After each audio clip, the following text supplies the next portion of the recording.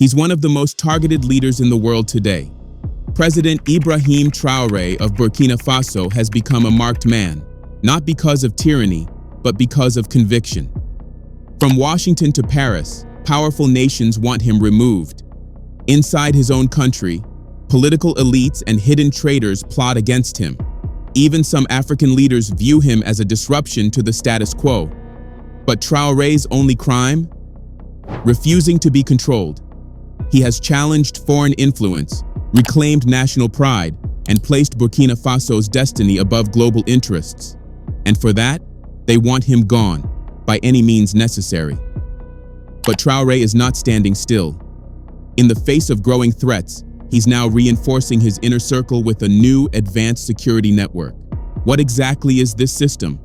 And what does it say about the battles he's preparing for? It's no coincidence. There are powerful forces, local and global, that want Captain Ibrahim Traore out of the picture. How else do you explain it? No other African leader, not one, has survived more than 15 assassination attempts in just 2 years. Since the day he took power in Burkina Faso, Traore has been in a constant state of alert. No rest, no peace. Just coup attempt after coup attempt. This isn't just politics, this is war. A war against a man who represents something far bigger than a government. A man who has become a threat, not because of tyranny, but because of what he stands for. Some say it's simply the nature of military rule. But then, ask yourself, why haven't other military leaders in the Sahel faced this level of danger? Gabon, Chad, even Mali and Niger, none of their leaders have faced this frequency of internal plots or external pressure. So what makes Traore different? He's not just a soldier, he's not just a president, he is the face of a revolution. Unofficially, he leads the AES alliance, and spiritually, he leads a movement. It was Traore who first declared that the Sahel isn't just shifting, it's rising. It was his speech at the Russia-Africa summit that captured the hearts of Pan-African thinkers around the world. His fire, his vision, his unwavering defiance, that's what drew others to follow. And that is exactly why he's now the most wanted man in Africa, dead or alive. April 16th, 2025, a date that could have changed everything for Burkina Faso. Another plot, another attempt to eliminate President Ibrahim Traore. And though the coup was foiled, the threat hasn't vanished, it's evolved. Those who want him gone are still out there, regrouping, planning, vowing to strike again.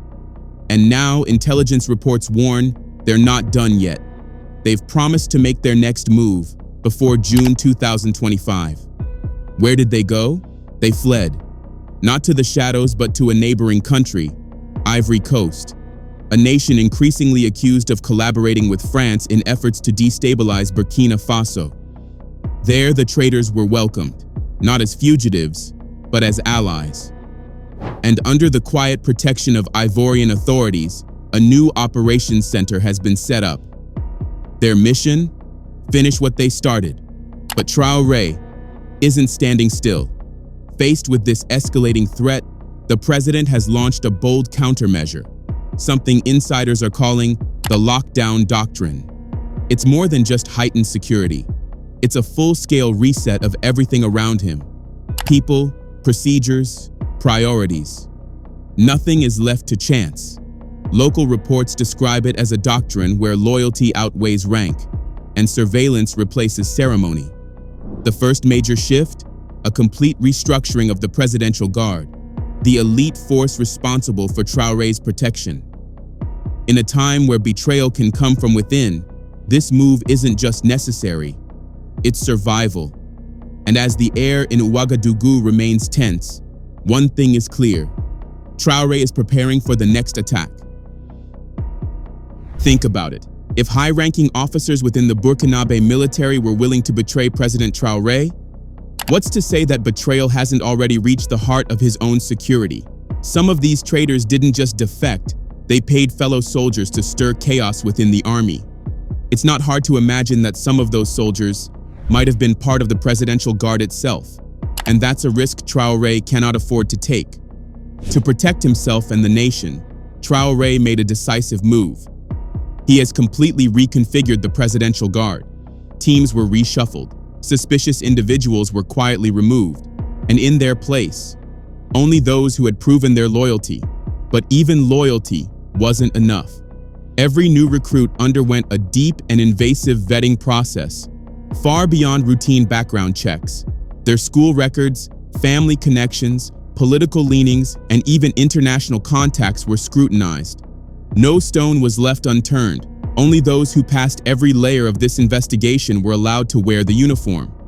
Today, the Presidential Guard is no longer just elite. It is trusted, hand-picked, hardened, loyal. But Traore didn't stop there. The betrayal of one man, Barry Abdrahmane, exposed another major vulnerability: the country's communication systems. This outdated infrastructure allowed traitors to transmit sensitive military intelligence to enemy forces without being detected. That loophole is now gone. Traore has overhauled Burkina Faso's communication network, introducing encrypted systems designed to detect and track suspicious transmissions in real time. Now, any military personnel who dares to leak information or conspire against the state will be found. And this time, they won't get a second chance.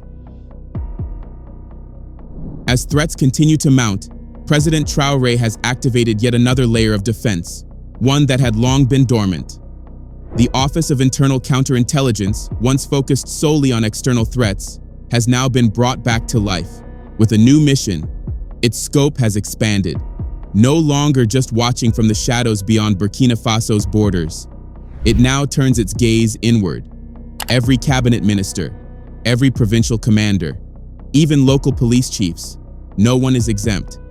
Their political allegiances are being examined, their loyalties questioned. And if anyone is found to hold views that do not align with the vision of President Traore, they are reassigned, far from the capital and far from power. To some, this may seem extreme, even paranoid, but in a region where betrayal often comes from within, paranoia is survival. History offers a brutal reminder. Thomas Sankara, a revolutionary icon, betrayed and assassinated by his closest ally, Blaise Compaoré, a friend, a fellow soldier. Traore has learned from that. He's determined not to repeat it. But Traore isn't just tightening control. He's deploying something far more unconventional, something few outside Burkina Faso truly understand: his secret weapon. From the very beginning of his leadership, Traore established a civilian militia, a volunteer defense force made up of everyday Burkinabe citizens willing to fight for their country's future. They're known as the VDP, the Volunteers for the Defense of the Homeland. Trained, armed, and deeply loyal to Traore, this group was created to protect villages from terrorist attacks. But now, they've grown into something more: a second layer of national defense, a buffer between the people and chaos, a force untouched by the colonial loyalties that still linger within parts of the traditional army. In the wake of the latest coup attempt, Traore is repositioning the VDP, not just as village defenders, but as a shield around the revolution itself, and perhaps the final line of defense for the man who has become the face of it. Now mobilized and restructured, the VDP has been deployed across Burkina Faso, strategically positioned in key administrative and military centers. But they're not just standing guard, they've become something more. Their new mission? Act as watchdogs, as spies, reporting any suspicious movement or unusual behavior directly to the presidency. These civilian defenders, fiercely loyal to Traore, are now his eyes and ears across the nation. Their presence means that any attempt to conspire, organize, or betray will be detected early. What was once a volunteer militia fighting terrorists is now an internal immune system, designed to respond instantly to threats from within. But Traore didn't stop there. Under his instruction, the Ministry of the Interior has quietly launched a new biometric tracking program. On the surface, it's a national registration effort, but beneath that, it serves a far more targeted purpose.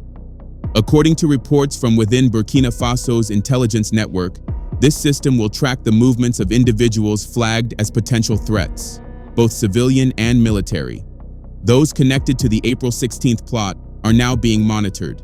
Every movement, every meeting, every phone call. It's a new era of surveillance, and not everyone approves. Critics, especially from outside the country, have taken to social media, accusing Traore of becoming a power-hungry dictator, consolidating control through fear and technology. But for Traore's supporters, this is nothing new. They've seen the attacks, they've witnessed the betrayals. And as Traore himself has said, Burkina Faso is not a democracy. It is a revolution, and revolutions are not built on comfort. They are built on vigilance, sacrifice, and survival. According to President Ibrahim Traore, no country has ever achieved true development through democracy alone. In his eyes, the great powers of today, those leading in industry, technology, and sovereignty, did not rise through peaceful elections. They rose through revolutions, through bold leadership that defied the norm. And for Traore, Burkina Faso is no different. This, he says, is not a democracy. This is a revolution. And with every revolution comes resistance. There are those, both inside and outside the country, who detest this idea. They fear what Traore represents, because what he envisions is change, and they thrive on the status quo. These are the people who are content with Burkina Faso being ranked among the poorest nations on earth, content with the insecurity that continues to ravage the country, content with the corruption that has gripped its institutions for decades. If they truly wanted change, they wouldn't be trying to eliminate the man who's fighting for it. For the elites inside Burkina Faso, the current chaos means easy access to power and profit. For foreign actors, it's even more sinister. Burkina Faso's weak state allows for unfiltered access to the country's natural resources and to the Sahel's untapped wealth. But Traore's rise changed everything. With a vision of a secure, sovereign, and industrialized Burkina Faso, he threatens to close the gates they've kept open for years. And that's why, from the very beginning, they've tried to remove him, by any means necessary. Between September 2022, when he first came to power, and September 2023, 4 coup attempts were launched against him. They failed. But in an unexpected move, Traore chose mercy over vengeance. He spared them. No prison, no trials. Instead, he gave them a warning. Distance yourselves, or be consumed by what's coming. But that first coup was only the beginning. The second and third followed quickly, both unfolding within the same month, October 2023. This time, Traore took a different approach. There were no warnings, no second chances. Arrests were made, investigations launched. From October 2023 to September 2024, Burkina Faso became a nation under siege, not just from outside enemies, but from within its own ranks. Plot after plot, attempt after attempt. By the time the 10th coup attempt was uncovered, the situation had become even more dire. This one wasn't just political, it was terroristic. Intelligence reports traced the conspiracy to Paul-Henri Damiba, the former junta leader, now in exile in Togo. From afar, Damiba coordinated with known terrorist factions, received silent support from authorities in Ivory Coast, and activated sleeper cells within the Burkinabe military still loyal to him. The result? A deadly assault that left soldiers and civilians dead. A brutal reminder that the war against Traore is not just about power, it's about the very soul of Burkina Faso. Damiba's plot went deeper than anyone expected. He organized soldiers from within the Burkinabe ranks, men who had sworn an oath to protect, now collaborating with terrorists. Using sensitive military intelligence, they orchestrated an attack on Barcelogo, a strategic town, dangerously close to the capital, Ouagadougou. The assault was brutal. Hundreds of soldiers and civilians were killed. The town fell. But this wasn't just a military strike, it was a psychological operation, aimed at undermining Traore's authority, questioning his security reforms, and sowing division within the armed forces. The ultimate goal? mutiny, chaos, collapse. But the plan failed. Some of the conspirators were arrested. The rest scattered. Since then, more attempts have come, and each one has failed. But they all share a common trait: foreign fingerprints. Again and again, external actors emerge behind the scenes, fueling instability, funding dissent, weaponizing betrayal. And that's why Traore's recent security overhaul isn't just a precaution, it's a strategic necessity. Because this is no longer about politics. This is not personal. This is war. A war against hidden enemies, against traitors, against a system that has long profited from Burkina Faso's suffering. And for Traore, protecting himself isn't just about survival. It's about defending a vision for the future, a future where Burkina Faso finally breaks free. Isn't it a bit sad that someone like Traore, who's trying to bring real change, has to go to such extreme lengths just to stay safe? Why can't people just let him do what he set out to do? It's obvious his job isn't going to be easy. He's up against terrorism and internal conflicts. With all that going on, how can the fight against terrorism really succeed? What's even more frustrating is that it's not just about physical threats. Traore is also facing a wave of attacks from the media, and honestly, that might be even more dangerous. The media is incredibly powerful. It shapes how people think. A single comment from a major outlet can influence millions, even billions, and spread fear, anger, or mistrust. And unfortunately, those who want Traore out know this and are using it to their advantage. Lately, it feels like Traore's been targeted more than any other leader. Not just criticized, but constantly smeared with fake news. Every time he shows up in Western media, it's always negative. It's like these reporters have selective memory. But then again, maybe it's not that surprising. At the end of the day, they're just pushing what benefits the West. Just a few weeks ago, the US commander of AFRICOM came out with a bold accusation, claiming that President Traore is using Burkina Faso's gold to protect himself. Seriously? We all know that's not true. In fact, Traore has made it a point to use the country's resources for the benefit of the people, not for personal gain. And even if some of that gold was used for security, let's be honest, isn't that his right? He's fighting off constant threats. Why does the US feel the need to meddle every time an African leader decides to stand up for his country? But it doesn't stop there. Another article claimed Traore is enriching himself with national wealth. Honestly, that's laughable. We've seen what corruption looks like in Africa. Leaders living in luxury, flying private jets, shopping in Paris, while their people suffer. But Traore? He's not cut from that cloth. If he were stealing, we'd see the signs. We'd see it in his wardrobe, in the flashy cars, in the massive mansions. But none of that exists. Traore still dresses simply. He drives what he needs to, not what he wants to show off.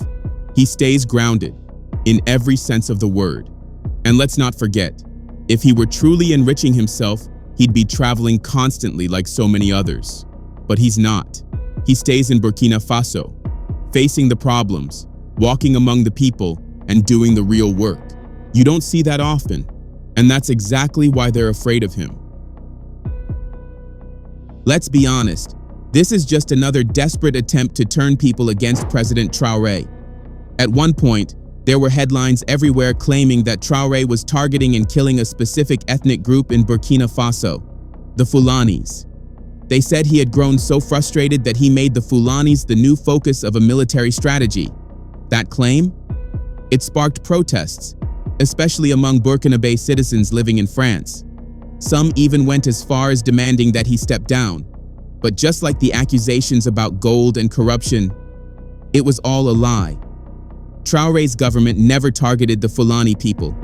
If there had been such a campaign, the journalists inside Burkina Faso, the ones who live it, breathe it, and walk those streets every day, would have reported it. But they didn't. Instead, the people pushing this narrative are outside the country. They're commentators, media houses, and so-called analysts who have never even set foot in Burkina Faso. And yet they're the loudest voices. But here's the thing, we, as Africans, can't sit back and let this kind of misinformation go unchecked. It's our responsibility to make sure the truth is heard. We can't allow our brothers and sisters in the diaspora, like the Burkinabe in France, to be manipulated by stories written thousands of miles away. President Traore may not be perfect, but he's one of the few leaders who's actually fighting for change, not just for Burkina Faso, but for Africa as a whole. If Traore is removed from power, or worse, assassinated, this revolution could come to an end. And let's be honest, it might be years, maybe even decades, before we see a leader like him again. Remember what happened after Thomas Sankara? He was killed, and for decades, Africa waited.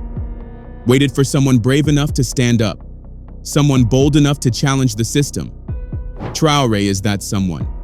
He's not just a hope for Burkina Faso, he's a symbol of hope for the entire continent. He proves that Africa can raise leaders who are patriotic, principled, and committed to real change. But instead of rallying around him, some people are working to bring him down. They've sold their loyalty, not to their country, but to foreign interests. They're trying to destroy the very future they claim to care about. And perhaps the most heartbreaking part of it all? Ivory Coast, a fellow African nation, is allegedly helping to destabilize Burkina Faso.